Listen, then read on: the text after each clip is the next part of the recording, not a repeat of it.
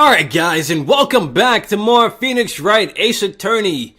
And we are about to go on to Butts, Mr. Larry Butts' second testimony. I wouldn't if there were any way out of this, believe me. What Larry heard. It's lonely being alone on Christmas Eve. That's why I was listening to an all-request show on the radio. Listening to it real booming loud like. But I'm sure I heard that gunshot. I remember exactly what the DJ was saying when I heard it too. Last night the DJ saved my life. Last night a DJ saved my life. You were listening to your radio on a high volume? Yeah, what's the big problem? Can a man listen to his radio in peace? Isn't this a free country? I truly believe Larry has no idea what the problem here is. Judge, can you believe a word this witness says? What he heard was probably nothing more than a drum beat from that shitty Linkin Park. True enough, it is difficult to believe this testimony, but you do not call Linkin Park shitty! No! I have to disagree! Linkin Park is shitty! Wait, I'm just joking, Your Honor, I was just joking. But anyway, the witness said he remembers exactly what the DJ said when he heard the gunshot. Excuse me? DJ? An announcer, the guy who says stuff on the radio. Anyway, what this means is when he heard the sound, no music was playing. The DJ only talks between songs, so he could have heard the gunshot from the lake. I'd like to cross-examine the witness, Your Honor. Huh. Very well, Mr. Wright. I can't believe I'm continuing this charade. I can't believe he's gotten this far continuing this charade. It's lonely being alone on Christmas Eve, man. Let's not even press him. Obviously, that's not what we're looking for. That's why... Wait. What about Beyonce? We thought you had Beyonce in your life. So you turned on the radio. Great. I just wanted to hear someone's voice, you know?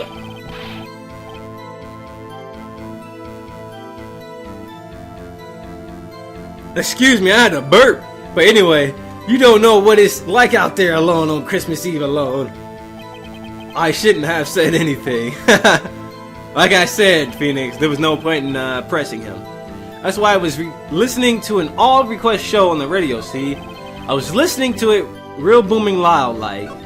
But I'm sure I heard that gunshot. I remember exactly what the DJ was saying when I heard it too. But I'm sure I heard that gunshot. Let's press him on here. Can you prove that? No, of course you can't.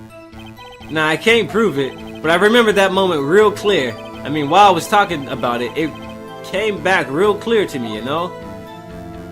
I remember exactly what the DJ was saying when I heard it, too. Hold it! What did you say? Or what did he say? Mr. Wright, please cease these pointless questions.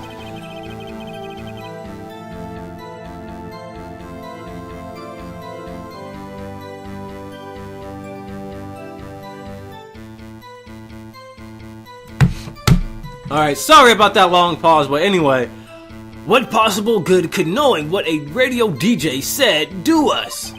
Indeed, Mr. Von Karma has a point. You know, Mr. Wright, he has a point. I'll allow the question only if you see some reason why we should care.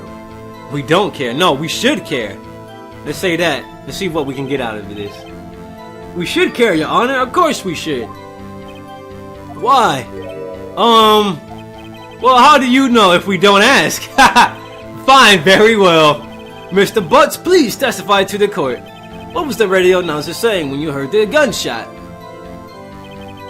Just when she said, "Hey, it's almost Christmas," I heard the gunshot.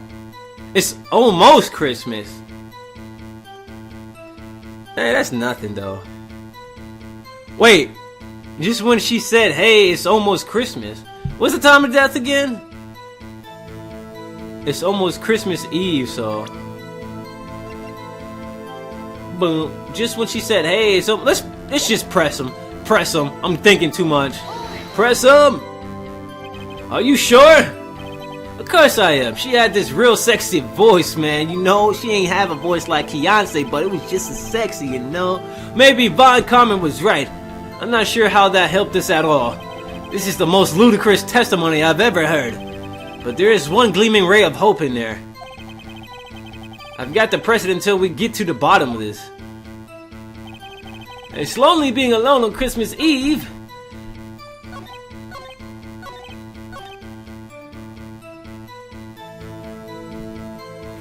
Alright, now look at this. This is what I'm thinking. If this is correct, he says, hey, it's almost Christmas. It's still in Christmas Eve mode, right? Or so it's still before 12. It's still before 12, so if we show him the autopsy report. The witness's statement is clearly faulty, Your Honor. I'm sorry, but I see nothing faulty.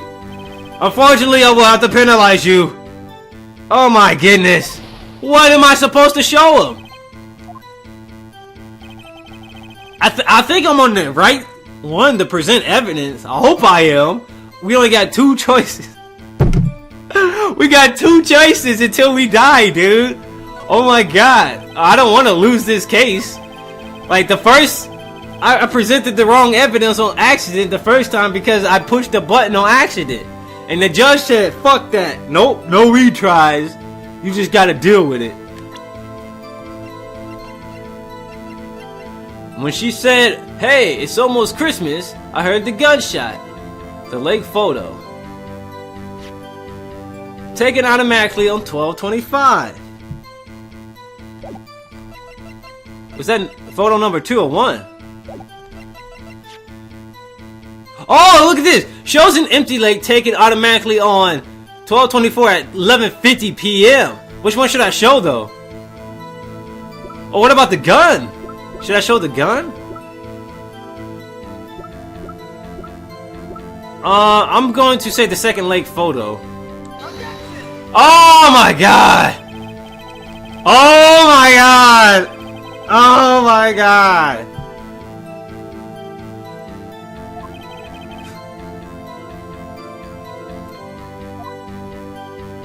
No, Mr. Wright, please rethink the facts before making accusations. Oh my goodness.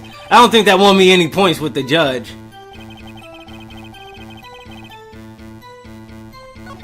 This is the most ludicrous testimony I've ever heard, but there is one gleaming ray of hope in there. I gotta press it until we get to the bottom of this.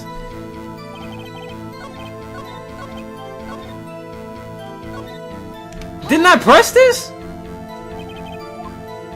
Of course I am. She had this real sexy voice. Yo!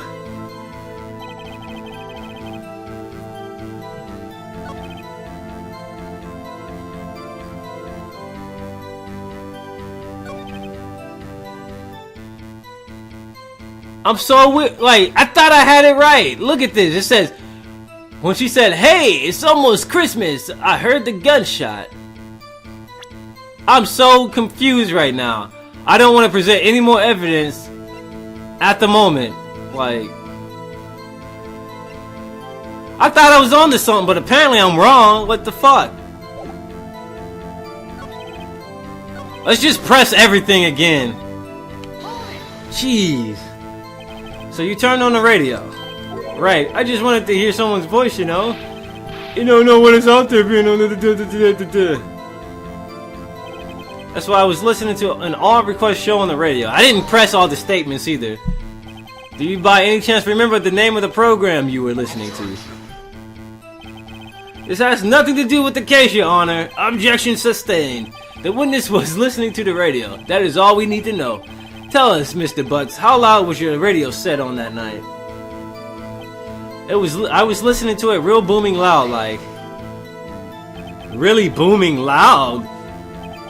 Yeah, you know, and you had headphones on. Yep. I wouldn't think you could hear anything going on outside at all. But I'm sure I heard that gunshot. Can you prove that? No, of course you can't. I can't prove it, but I remember that moment really clear. I mean, while I was talking about it, it came back real clear to me, you know? I remember exactly what the DJ was saying when I heard it, too. What did he say? Mr. Wright, please cease these pointless questions. What possibility could blah blah blah blah.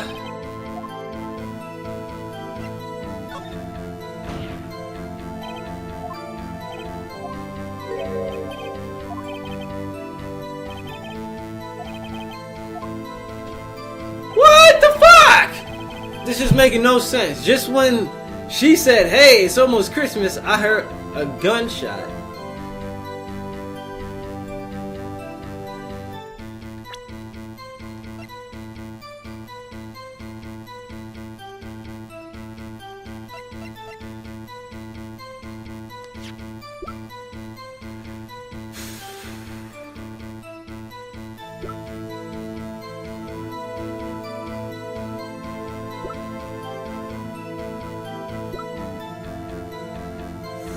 I have no fucking clue what to do, because I could have sworn this was... I was thinking like, what the fuck? Am I overlooking something? Shows an empty lake, taken automatically on 12/24. Let's show the first lake photo. This is the only thing I can think of. Oh my fucking god, dude! Are you kidding me? I'm so fucking mad at this game right now. Like, oh my goodness. Larry, are you absolutely sure what you're saying is correct? Huh? What's with that face? You look scary, dude. Hey, if you're trying to scare me, you better know I don't scare that easy. Is something the matter, Mr. Wright? Yeah, you deducted points when I was right the whole fucking time, Judge. Watch your fucking mouth, young boy. Fuck you, Your Honor. Did you hear what the witness just said? The DJ said, hey, it's almost Christmas when he heard the gunshot. Indeed, and almost Christmas means it wasn't Christmas. Do you realize what this means? When he heard the gunshot, it was still Christmas Eve. That would seem to be the case, yes. But he should have heard that gunshot after midnight. This photograph is irrefutable proof of this fact.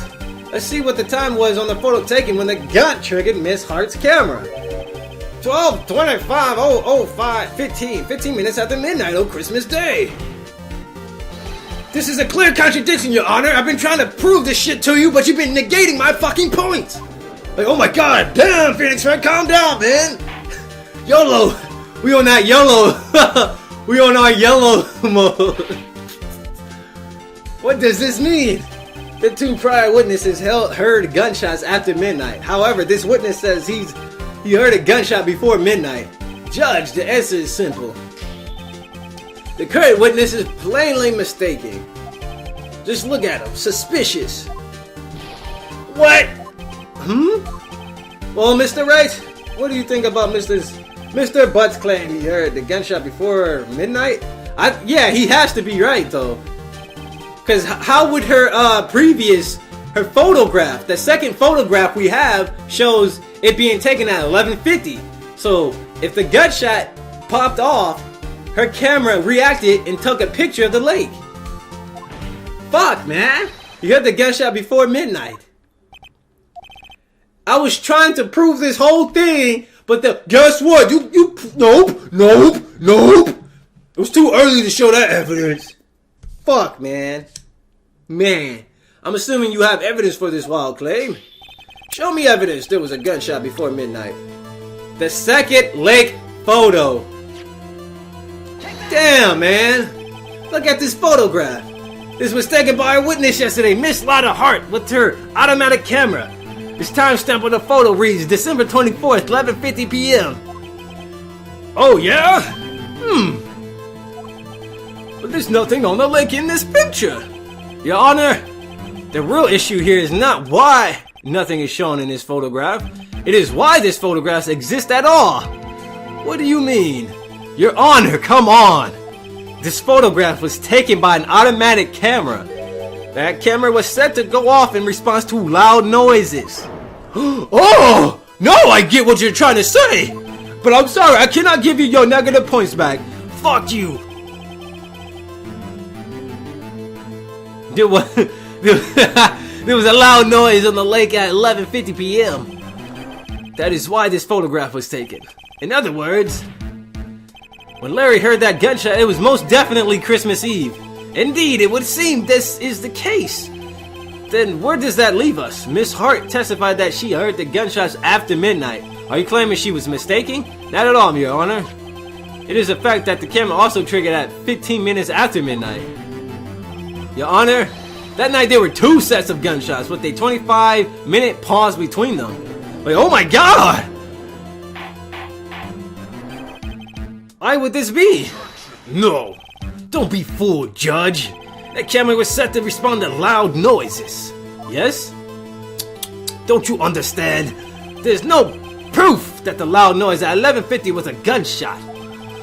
Why, the witness could have sneezed, triggering the camera. Hey, my nose was clear that night, man. Clear. Well, Mr. Wright? There's no turning back now. Can you prove that the loud noise at 11:50 p.m. was indeed a gunshot? Please show the court evidence if you have any. That it was...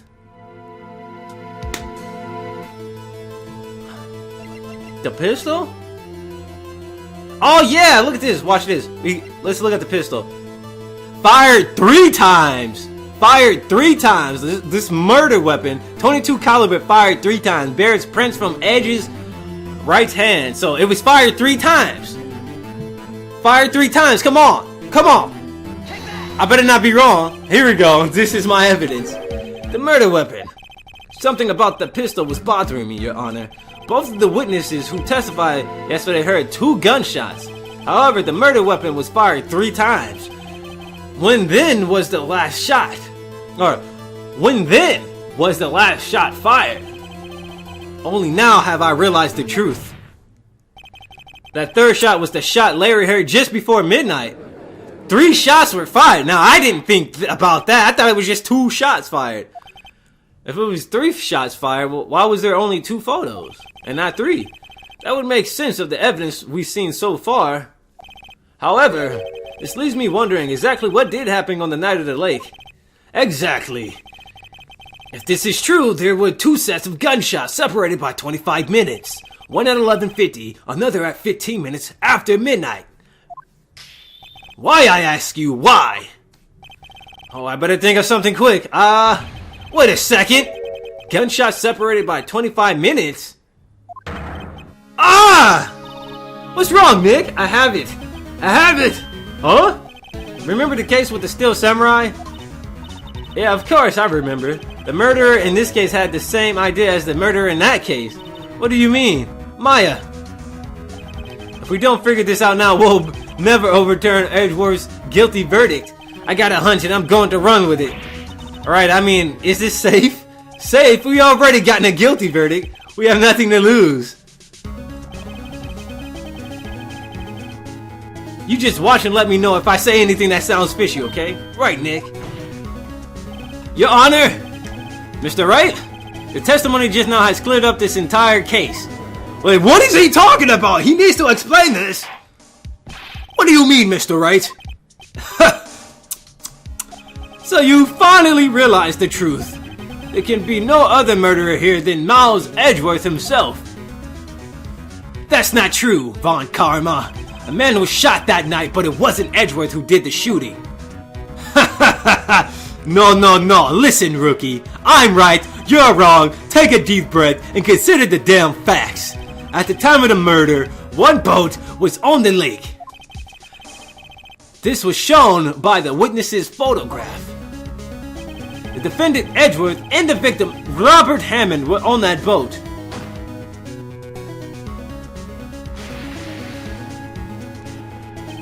There was a gunshot fired on the boat and Robert Hammond fell into the lake.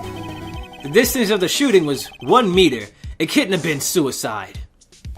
Well, the guilty party has to be the other man on that boat. I admit it is hard to imagine any other possibility. But this assumes that the victim was shot at 15 minutes after midnight. What do you mean by that, Mr. Wright? We have photographic evidence of the time of the shooting. The timestamp on the photo says 10:15.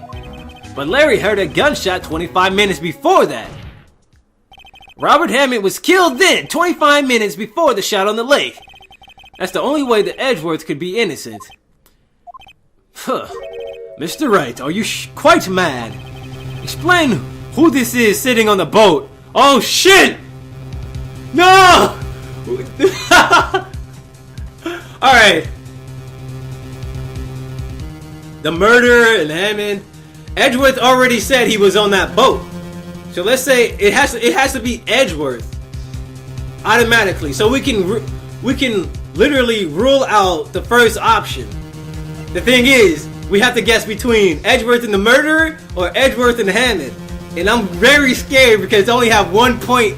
And if I lose this, we lose the trial. We lose the whole trial. I'm so mad right now. Let's say.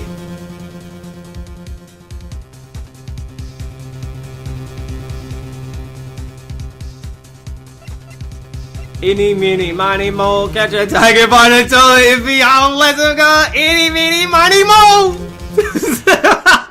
Of course, it was Edgeworth and the murderer. After the murderer killed Robert Hammond at 11:50, he assumed the guys of Mr. Hammond and met Edgeworth. Oh my god! He just played Itty Meeny Miny Mo and got the correct answer! What the hell? Are you serious? Yes, Edgeworth won't tell us why he went to the lake that night. However, I have a hunch. That night, Robert Hammond called Edgeworth to the lake. No, Edgeworth didn't know, bro. I got mad lucky! That's why he didn't suspect anything when the murderer took Robert Hammond's place. I'm not so sure what to make of all this. Ludicrous! Mr. Wright, tell us the name of the murderer then. The murderer's name? Right, it's... Oh no! It's not. Obviously it's not Miles, and it's not Lotta Hart. We can't just be going off on like random... No. Let's say I don't know. I hope I don't know. I hope I don't know is the right answer, is what I'm saying. I hope I don't know the answer. Because that is the answer. I hope it is. I don't know. I don't know. Actually, I don't know the murderer's name. You don't know? Ha! Again, you waste my time. I don't know because he never told us. What? The murderer is the caretaker of the boat shop, that old man. At 11:50, he was the one who killed Robert Hammond. The caretaker of the boat shop. Where did he do this? There weren't any boats on the lake. Why would he have to go all the way out on the lake just to shoot someone? May I suggest that the real scene of the crime was not in a boat? What? Well then, where did the murder take place? Show the judge where the murder really took place.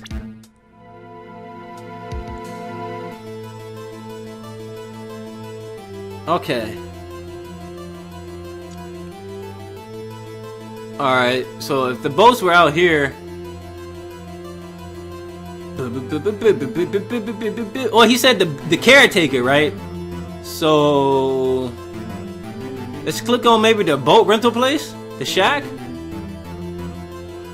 We don't get a negative reaction to this either, so this is cool. Here, of course, that boat shop where he lives. The way he could meet with the victim without seeing anyone, without anyone seeing. Do you have proof that the boat shop was the scene of the crime? Recall Larry's testimony, if you will. Ah! That night he was out on the lake in a boat searching for something. He finds it and returns the boat. Then just as he's starting to head home, he hears a gunshot. He heard a gunshot, Your Honor. Even though he was wearing headphones, he was right next to the gunshot, so he would have heard it. In other words, the gunshot was very, very close by, yup. And what would that be if he had just returned the boat? The boat shop. Oh my god, this is so hype! Mr. Wright, what happened that night on Gort Lake? Please tell the court from the beginning. Yes, Your Honor. Nick, are you sure about this? Not really, but I think if I start at the very beginning, and I take it slow, I might just be able to figure this out. Oh my god, that night... What the caretaker of the boat shop called Robert Hammond to his shop. Why is it playing the testimony music for Phoenix Wright? That's weird. He popped him. That old man popped him. This was around 11:50. That was when the gunshot that Larry heard was fired. After that, the caretaker put on Robert Hammond's coat. He became Robert Hammond. Then he got on the boat with Edgeworth and went out into the middle of the lake. Then who fired the pistol on the boat, Mr. Wright?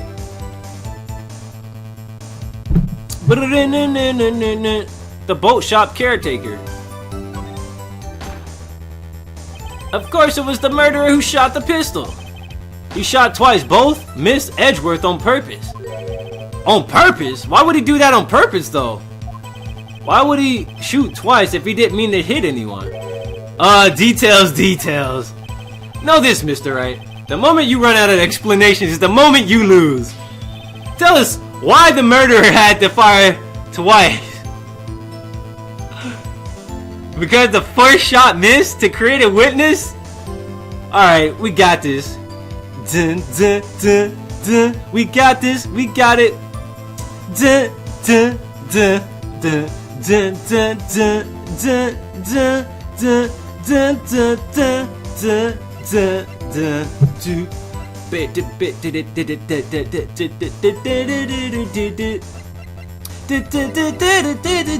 dun, dun. Tell us why the murderer had to fire twice. Boo, boo, boo, boo, boo, boo, boo. Was he really trying to kill him though? Was he really trying to kill Edgeworth? We have to ask ourselves. Was he really trying to kill Edgeworth? I don't think it was. To create a witness should probably be the correct answer here. I hope it's the correct answer because the first shot missed. Let's look at the court record again. Dun, dun, dun, dun, dun, dun.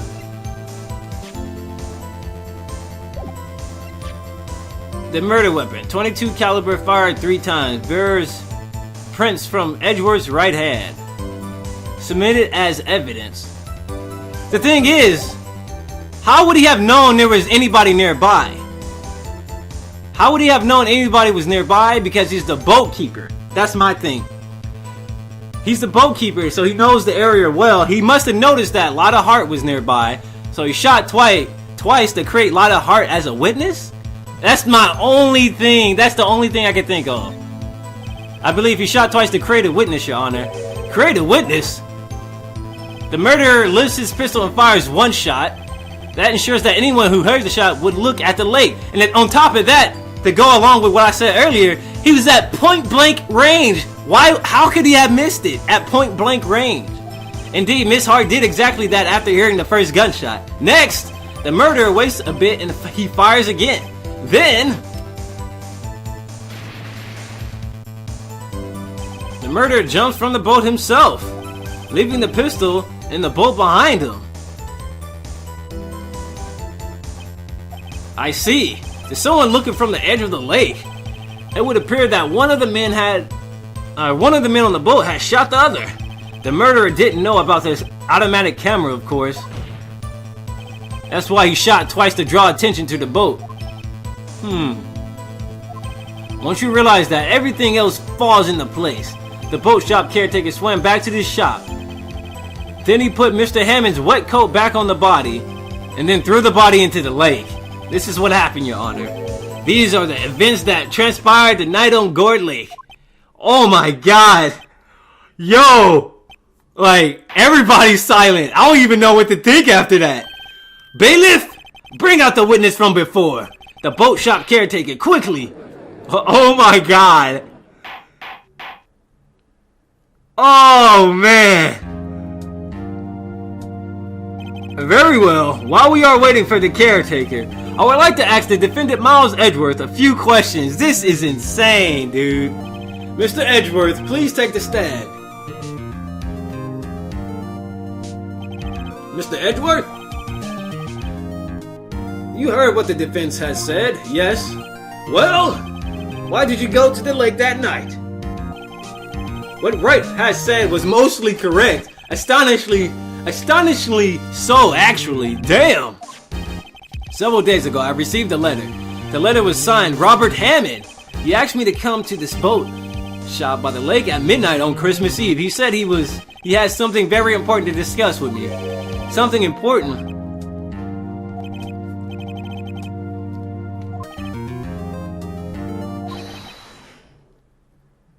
Your Honor, sir. Bailiff, we are conducting a trial here. I ask that you remain quiet. The witness has disappeared. He isn't at the boat shop either. What? What should I do? Find him, damn it! Obviously, we can't allow him to get away. Like, oh my god, He must be the killer.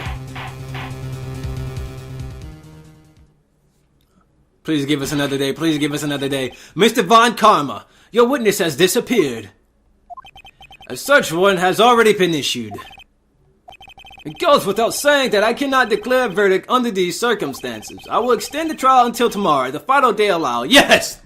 Yes! We get our vibes back. We get our health points restored. The exclamation points are our health points, and we need those. I request that the police department utilize all its forces to find that witness. Am I to be understood? One more thing. Just who is the boat shop caretaker? I think his identity has become very important to this trial. I want him and I want to know who he is. Very well. Court is adjourned. Stay free, Von Karma. Stay free. You're about to lose to a rookie. This rookie here has been beating up veterans ever since his first case. Yay, Nick, you did it! Yeah. Well, at least we got out from under that guilty verdict. And what about Larry? That was something else. Even Von Karma didn't know what to do with his testimony. Larry really helped us out. Sure, once I sifted through his unique testimony, still, he did save us. I just wish our cases weren't so down to the wire all the time. I know what you mean, though. Sometimes I feel like it's us on trial instead of our clients. Hey, Edgeworth. Man, I thought I was going to jail, bro. Mr. Edgeworth? Huh? Did you say something? Don't look so pained. I mean, it looks like you're probably going to get off the hook. You can try to smile just a little, relax. I'm sorry, but I fear it's not over for me yet. What do you mean, right? There's something that's been troubling me for a long time now, and I don't know whether or not to tell you. Edgeworth? No, there's so little time left. I want to tell you to get it off my chest, but I can't make up my mind. What is this about, Edgeworth? It's a nightmare I've had. A memory of a crime that I committed. What? A crime you committed? A memory of a murder? Whoa! To be continued! Oh my god, these cliffhangers! The cliffhangers are real in this game. Yo! Alright, so what I'm gonna do, guys, I'm gonna call it a day. The hype is real right now. I don't want to get too hyped. I can't deal with the hype right now. And I need to take a break, to be honest. So I'm gonna save the game, call it a day for recording Phoenix Wright. And once we come back, we'll try to finish this case tomorrow. So I'll see you guys very shortly for more Phoenix Wright. So peace.